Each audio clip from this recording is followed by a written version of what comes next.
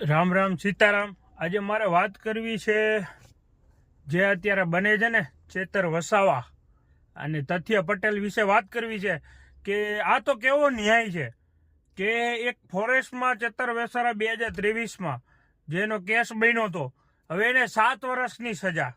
વિચાર તો કરો, મારા પીટી એક આદિવાસી સમાજ માટે લડતો માણસ, બરાબર, ત્યારે કોઈ પોલિટિકલમાં નહોતો, એટલે ત્યારે એમએલએ નહોતો, તો એને અત્યારે એમએલએ છે એટલે 7 વર્ષની સજા આપેલી છે।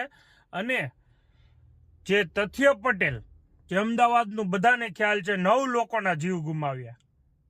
હા, 9 લોકોના જીવ ગુમાવ્યા, જે માથે કાર ચડાવી દીધી હતી, એને 1 કરોડ રૂપિયાનું જામીન લઈને એને 1.5 થી 2 વર્ષની અંદર જ એને જામીન આપી દીધા છે।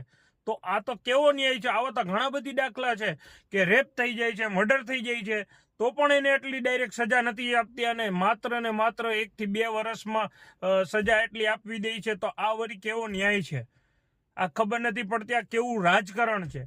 તો રાજકારણમાં જે તે લોકો આજ રાજકારણ કરી રહ્યા છે ને, તો હવે આ રાજકારણ તો માત્ર એટલું ખરાબ રાજકારણ થયું છે કે આમાં બધા છાંટા સરકાર ઉપર ઉડે છે અને પ્લસ આમાં ન્યાય ઉપર ઉડે છે।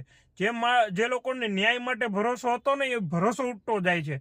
કેમ કે એક મારા પીટીના કેસમાં 7 વર્ષની સજા અને ખુલ્લેઆમ મર્ડર કરી રહ્યા છે, લૂંટારું છે, ગામના બૂચ માર્યા છે, ખાણ ખનીજ ઓલાવે છે, ભૂમાફિયા છે, દારૂ માફિયા છે, એના માટે કોઈ સજા નથી, એમને રખડે છે। 5-5, 6-6 વર્ષ, 10-10 વર્ષ સુધી કોઈ સજા નથી મળતી અને મર્ડર કેસવાળા પણ કેસ ચાલ્યા રાખે 5-5 વર્ષ સુધી અને માત્ર ને 2 વર્ષ 2.5 વર્ષમાં જો એ સજા મળાવી દેતા હોય તો આ તો બધા લોકોને ખબર જ છે અત્યારે।